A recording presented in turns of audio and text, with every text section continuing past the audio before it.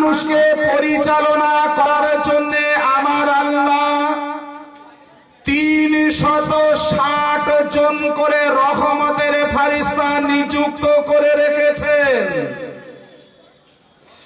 এক একটা বান্দার সম্মুখে একজন, পেছনে একজন, ডাইনে একজন, বামে একজন, উপরে একজন। এই 5 জন ফেরেশতাদের দ্বারা আমার আল্লাহ বান্দাকে হেফাজত করেন। কিরামান এবং কাতিবিন নামক 2 ফেরেশতা বান্দার কৃত কর্ম লিপিবদ্ধকারী হিসাবে নিযুক্ত। এ মানুষের জন্য আমার আল্লাহ চন্দ্র, সূর্য, গ্রহ, নক্ষত্র, আসমান, জমিন, পাহাড়, পর্বত, বন, জঙ্গল, হৌর, গেলেমান, সমুদ্র, নদ, নদী, এ বান্দা বান্দীদের জন্য আমার আল্লাহ এ তামাম গোটা দুনিয়ার জীবজন্তু, এক কথায় তামাম গোটা বিশ্ব জগৎখানা আমার আল্লাহ মানব জাতিদের জন্য বানিয়েছেন। এক একটা মানুষকে এ দুনিয়ার জমিনেতে জীবন যাপন করার জন্য যত কিছু জিনিসের প্রয়োজন, আপনাকে আমাকে না চাইতেই আমার মহাজ্ঞানী আল্লাহ তা সব আয়োজন এবং ব্যবস্থা করেছেন। জোরে বলুন সুবহানাল্লাহ। এ মানুষ পৃথিবীতে আসবে কি জন্য? আল্লাহ বললেন হুয়াল্লাযী খালাকাল মাউতা ওয়াল হায়াতা লিয়াবলুয়াকুম আইয়ুকুম আহসানু আমাল। হে পৃথিবীর মানুষ, আমি তোমাদের দুনিয়াতে পাঠিয়েছি কে কতটা সৎ এবং সুন্দর কাজ করতে পারো এই উদ্দেশ্যে। এই করছি এবার না আর শোনা মানে একটু বাইরের দিকে যাও না, যাও আর শোনা বাবা একটু বাইরের দিকে যাও, ধ্যান ভঙ্গ হলে অসুবিধা। খুব হাই টপিক্সের আলোচনা করছি, মনে করবে না ঘরোয়া মিলাদ বলে। একটা কেচ্ছা কাহিনী বলাটা খুব সহজ, এর বিরক্ত করলে অসুবিধা হবে। একটু সাইডে যাবে, খুব ঠান্ডা মাথায় শুনুন। নতুন এসেছি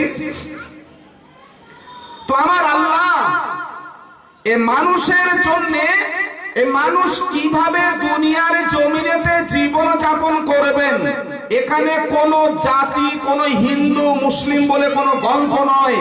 মানব জাতি কিভাবে জীবন যাপন করবেন তার নিয়মাবলী স্বরূপ বারে বারে পৃথিবীর মানুষদের সৎ পথে আনয়নের জন্য, সঠিকভাবে জীবন যাপন করানোর জন্য আমার আল্লাহ তাআলার হুকুম, আল্লাহ তাআলার কওল, আল্লাহ তাআলার অভিমত, আল্লাহ তাআলার আদেশ, আল্লাহ তাআলার সাব্যস্ত কিতাব আকারে আল্লাহ তাআলার কালাম 104 খানা তথা 5 প্রকারী আসমানি কিতাব এই পৃথিবীর জমিনেতে মানব জাতিদের জন্য নাজিল করেছেন। 100 খানা ছোট, 4 খানা বড়। তৌরাত, জবুর, ইনজিল, সর্বপ্রাধান্য দেওয়া হলো কোরআন শরীফ। কি বললেন আমার আল্লাহ, গুরুত্ব দিলাম না। 114টি সূরা আয়াতে কারিমা সম্পর্কে বহু সাহাবীরা বহু রকম বললেন। উম্মাহাতুল মুমিনিন আম্মা জান হযরতে আয়েশা সিদ্দিকা রাদিয়াল্লাহু তাআলা আনহা, তিনি বললেন আল্লাহ তাআলার কালাম কোরআন শরীফের আয়াতের সংখ্যা 6666 খানা। কি বললেন আমার আল্লাহ। আজকে আমরা মুসলমান কেন অপমানিত, লাঞ্ছিত হচ্ছি? আমাদের যদি কোনো আলেম ওলামা বলে হ্যাঁ দাঁতুল দিলাম, হ্যাঁ আমার কথা দোষ, হ্যাঁ আমার কথা দোষ, ঝাঁটালা দিয়ে খাবার মানে বিহাদের গলা ডাক্তার দিলে পথে করে যেই বলবেন হ্যাঁ তো আমাদের দোষ, আমরা নামাজ কালাম পড়িনি, আমরা মাইদের খাবো না তো কি হবে? নেকা পাছা। আল্লাহর কালামকে যদি আমরা গুরুত্ব দিতাম, আল্লাহকে যদি আমরা গুরুত্ব দিতাম, আল্লাহর নবীকে যদি গুরুত্ব দিতাম, আমি মানুষ হয়ে যদি আমি আমার নিজেকে যদি গুরুত্ব দিতাম, আজকে আমরা মানুষের মতো মানুষ হয়ে দাঁড়াতাম। আমি আমার নিজেকেও গুরুত্ব দিই না। জানেন আমার সম্পর্কে অনেকে অনেক কিছু বলে, একটু কম, কিন্তু আমি এমন একটা পয়েন্ট ধরে আজকে আল্লাহ পাক আমাকে একটা জায়গা দিয়েছে, 24-25 বছর এই লাইনে তো আছি, অতটা সহজ না বাজারে টেকে দাঁড়িয়ে থাকা।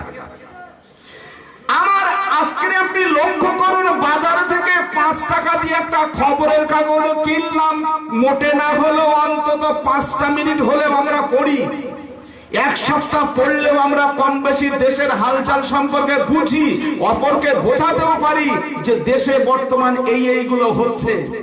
কিন্তু আল্লাহ তাআলার কালাম, আল্লাহ যে কথাগুলো বলেছেন আসলে কি বলেছেন আমরা একটা বারের জন্য গুরুত্ব দিলাম না। আলেম ওলামাদেরকে মানুষ বলেও মনে করি না, মসজিদের ইমামকে মানুষের জাত বলেও মনে করি না। যদি মনে করতাম জুমার মসজিদে ঘুম লাগতো না, আর বাড়ি এসে বেনামাজের হাতে আমাদের খেতে হতো না। কি বললেন আমার আল্লাহ? আপনি বলবেন ও তো আরবিতে লেখা পড়তে পারি না। তা আরবি লেখার নিচে তো বাংলা অর্থ লেখা আছে না? নাই? আলহামদুলিল্লাহি রাব্বিল আলামিন নিচে তো লেখা আছে সমগ্র প্রশংসা আল্লাহ, নাকি? এটা তো লেখা আছে।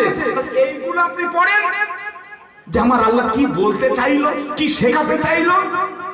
আপনার কাছে ওই বিষয়টা যদি এক বিন্দু গুরুত্বওয়ালা হতো, আপনি যদি গুরুত্ব ভেবে মেনে নিতেন, আপনি নিশ্চয়ই কোরআন শরীফ না পড়তে পারলেও অন্তত নামাজ শিক্ষাগুলো দেখে যে আল্লাহর কালাম যে কটা সূরা আছে দেখে বাংলায় কি বলেছে, আমরা যেটা ভাষায় বুঝি।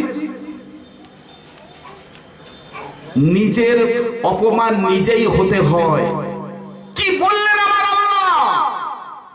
সারা পৃথিবী বিখ্যাত ওলামায়ে দ্বীনদের অভিমত সাব্যস্ত উল্লেখযোগ্য আয়াতে কারিমার মধ্য থেকে আমার আল্লাহ 1000 আয়াতের দ্বারা আমার আল্লাহ বান্দাকে আদেশ করেছে। 1000 আয়াতের দ্বারা আমার আল্লাহ বান্দাকে নিষেধ করেছে। 1000 আয়াতের দ্বারা আমার আল্লাহ বান্দাকে কাহিনী শুনিয়েছে। 1000 আয়াতের দ্বারা আমার আল্লাহ বান্দাকে উদাহরণ জানিয়েছে। আল্লাহ ভোলা কাফের বেঈমান মুনাফিক মুশরিক চগলখোর নিষ্ঠুর নির্দয় পাষণ্ড জঘন্য বেনামাজি বান্দা বান্দীদের মরণের পরের শেষ ঠিকানা নাম হলো তার জাহান্নাম। এই জাহান্নামের আযাবে গজবে ভয় বর্ণনা সম্পর্কে 1000 আয়াতের কথা বললেন। আল্লাহ ওয়ালা নামাজি সমাজি ফানাফিল্লাহ ফানাফি রাসূল ঈমানদার বান্দা বান্দীদের মরণের পরের শেষ ঠিকানা নাম হলো আল্লাহর দয়ার জান্নাত। জান্নাতের ওয়াদা বর্ণনা নিয়ামত স্বরূপ 1000 আয়াতের কথা বললেন। হারাম সম্পর্কে 250, হালাল সম্পর্কে 250, আল্লাহর পবিত্রতা সম্পর্কে 100, বিবিধ বিষয় নিয়ে 66 খানা আয়াতে কারিমা আল্লাহ তাআলা লাহ মাহফুজ থেকে এক রাতি নাজিল করলেন। প্রথম আসমানের উপর একটি ঘর, নাম হলো তার বাইতুল ইজ্জত। সেইখান থেকে প্রয়োজন মতো বিশ্ব নবী হাবিবাল্লাহ সাইয়্যিদনা নবী মুহাম্মদুর রাসূলুল্লাহ সাল্লাল্লাহু আলাইহি ওয়াসাল্লামের কাছে নাজিল করলেন। আমার আল্লাহ তাআলার আশা, আল্লাহ তাআলার চিন্তা তামাম বান্দা বান্দীদের মধ্য থেকে আখিরি জামানার বান্দা বান্দীদেরকে আমি আল্লাহ আলাদা স্পেশাল একটা ভালোবাসা রেখেছি।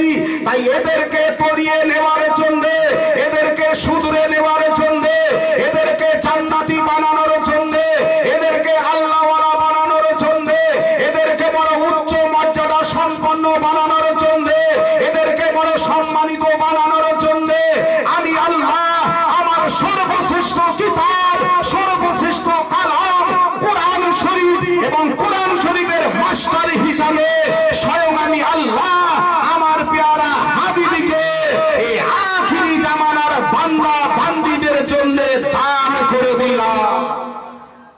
একটু জবান খুলে বলা যাবে না?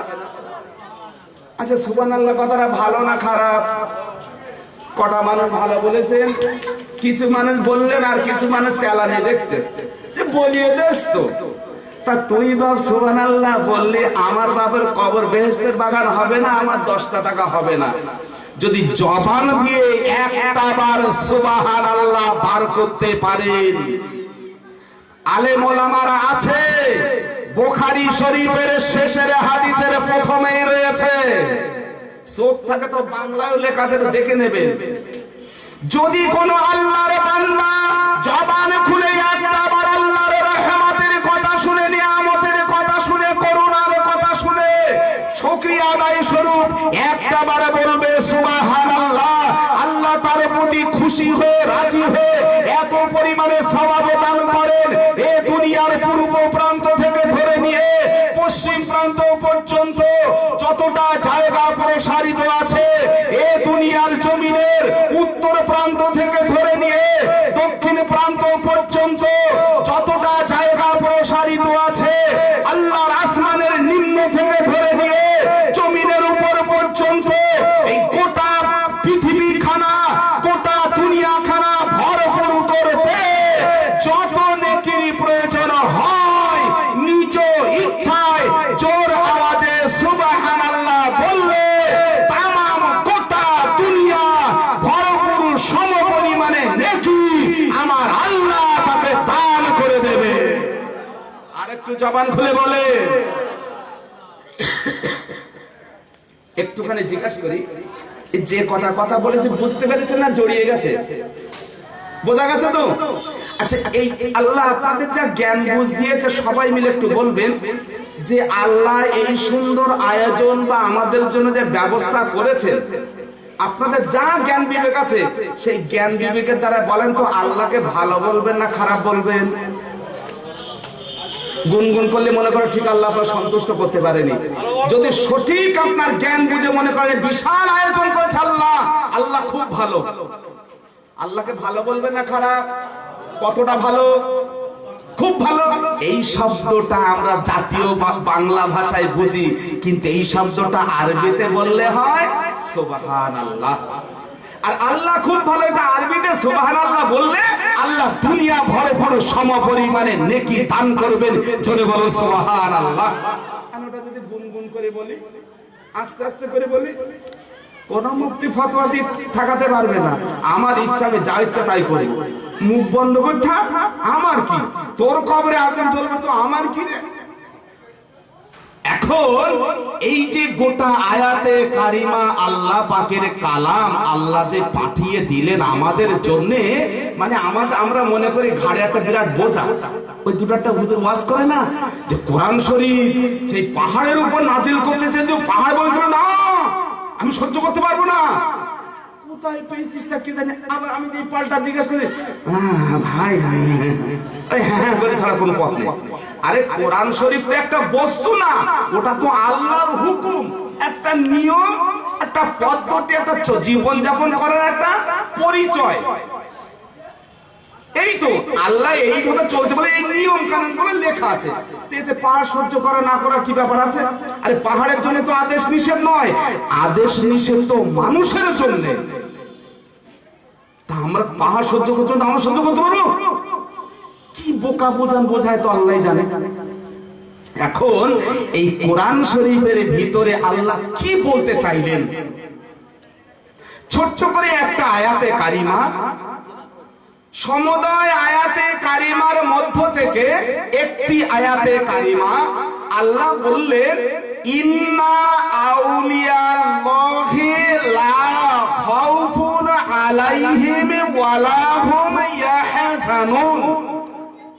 মোটামুটি বোঝা গেছে তো? আমি কারি না হলেও একটা চস্তি পারি। এটা আরবি ভাষা।